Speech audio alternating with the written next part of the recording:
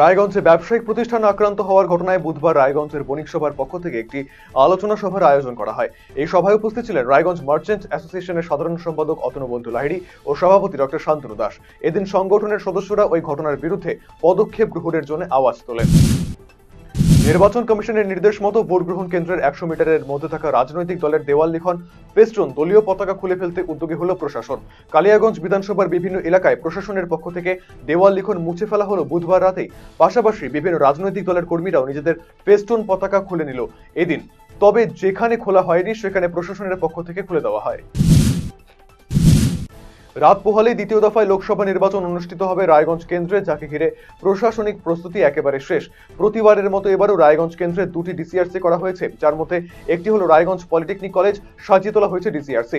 নির্বাচন কমিশনের নিয়ম অনুযায়ী একদিন আগে অর্থাৎ বৃহস্পতিবারে ভোট কর্মীরা বুথে পৌঁছে যাবেন। সেই অনুযায়ী সকাল থেকেই পলিটেকনিক কলেজের ডিসিআরসিতে ভিড় ভোট কর্মীদের। লোকসভা নির্বাচনে শুক্রবার ভোট গ্রহণের জন্য ইতিমধ্যে ইসলামপুর কলেজে ডিসিআরসিতে উপস্থিত হতে শুরু করেছেন ভোট কর্মীরা। বিভিন্ন কেন্দ্র থেকে ভোটের কিট, কাগজপত্র এবং অন্যান্য সরঞ্জাম বুঝে নিচ্ছেন ভোট কর্মীরা। শান্তিপূর্ণভাবে ভোট সম্পন্ন করতে সব বুথেই থাকবে কেন্দ্রীয় বাহিনী। এছাড়াও কেন্দ্রীয় বাহিনী দ্বারা পরিচালিত কুইক রেসপন্স টিম থাকবে। রয়েছে ভোট কর্মীদের আসা যাওয়ার জন্য পর্যাপ্ত গাড়ির ব্যবস্থাও। রাত পোহালেই দ্বিতীয় দফায় নির্বাচন হবে বালুরঘাট লোকসভা কেন্দ্র, ফলে তৎপরতা তুঙ্গে নির্বাচন কমিশনের। বালুরঘাট লোকসভা কেন্দ্রের ডিসিআরসি বালুরঘাট কলেজ এবং বুনিয়াদপুর কলেজ এবং রায়গঞ্জ পলিটেকনিক।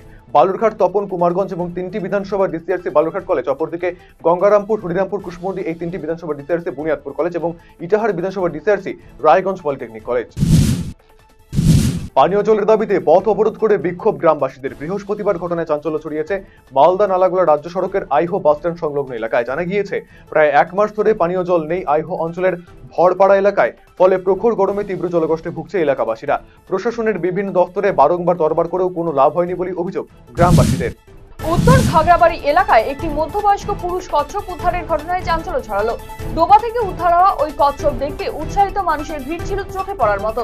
বৃহস্পতিবার সকালে কোচবিহার 2 নম্বর ব্লকের উত্তর খাগড়াবাড়ি সংলগ্ন এলাকায় এক ডোবায় স্থানীয় কয়েকজন যুবক মাছ ধরতে নামে সেই সময় এই কচ্ছপটিকে দেখতে পান তারা। কচ্ছপটিকে উদ্ধার করে নিরাপদ স্থানে নিয়ে আসা হয়। সাত সকালে ঘুম থেকে উঠে গ্রামবাসীরা দেখতে পায় ক্ষেতের মধ্যে ঘুরে বেড়াচ্ছে একটি দলছুট বাইসন। প্রথমে তারা ভেবেছিল সেটি গবাদি পশু, ভালো করে দেখে বুঝতে পারে আসলে সেটি বাইসন। বাইসন গ্রামে ঢুকেছে এই খবর ছড়িয়ে পড়তেই হাজার হাজার মানুষ সেখানে ভিড় জমায় বাইসন দেখবার জন্য। খবর দেওয়া হয় বিনাগুড়ি বন্যপ্রাণী স্কোয়াডের কর্মীদের। বেআইনিভাবে 10 লক্ষ টাকা নগদ নিয়ে যাওয়ার সময় এক বিজেপি নেতাকে গ্রেফতার করলো পুলিশ। দার্জিলিং এর ফুলবাজার থানা এলাকার ঘটনা।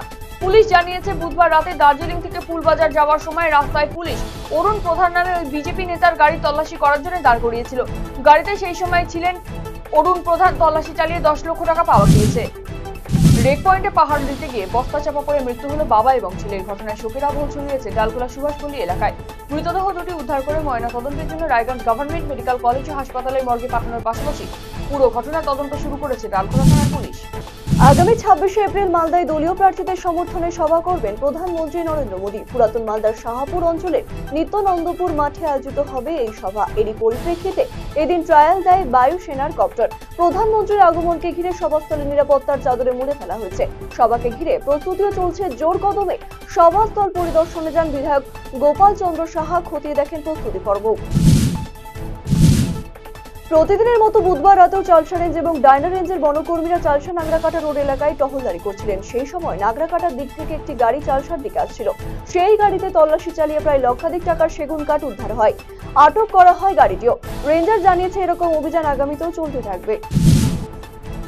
রহস্যজনকভাবে গায়ে আগুন লেগে মৃত্যু হলো এক বৃদ্ধর। ঘটনাটি ঘটেছে গাজলের শিক্ষকপল্লী এলাকায়। মৃত ওই বৃদ্ধর নাম উদয় কুমার সরকার। বুধবার রাতে এই মর্মান্তিক ঘটনাটি ঘটে।